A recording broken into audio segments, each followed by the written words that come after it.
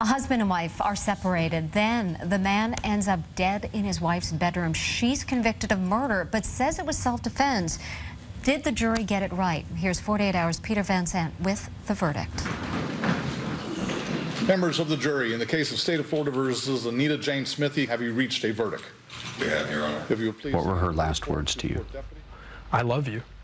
Anita Smithy and her son Drew waited 4 long years for vindication, for a jury in Sanford, Florida to rule she was justified in killing her husband. That didn't happen. We, the jury, find the defendant guilty of second-degree murder.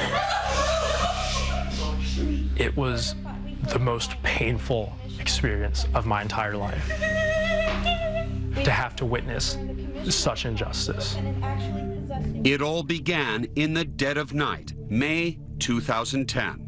Who did you shoot? Your husband? He was estranged husband. Anita told police her estranged husband, Robert Klein, entered her home, raped her, and cut her with a knife. He came to my home. He had violent sex with me. I was scared. He is 6 foot tall and 225 pounds, and I weigh 125 pounds. Anita had bruises on her face, some cuts, and a stab wound. Yes, I did. But during the interrogation, she went from victim to murder suspect with this startling exchange. At what point did you stab yourself? I think it's when I got up and I was standing up.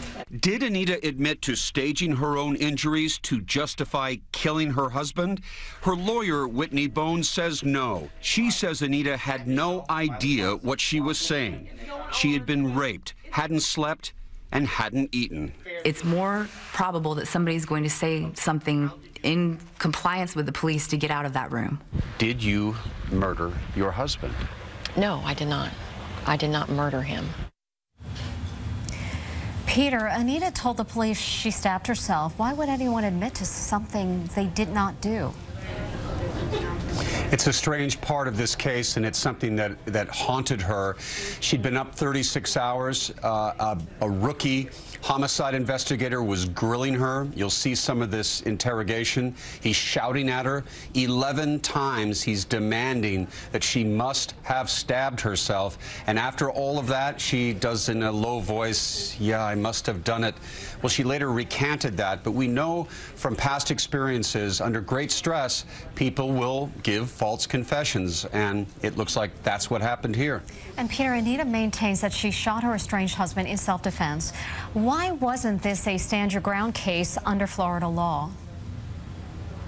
It all came down to that claim that she stabbed herself. There was a stand-your-ground hearing, but the judge, by the way, the same judge in the George Zimmerman case, decided that since she had said she'd cut herself, that made him believe that perhaps she was staging a murder scene. It went to trial. Peter VanSant, thank you very much. And you can watch Peter's story, The Verdict, on 48 Hours tomorrow night, right here on CBS 2 at 10 o'clock.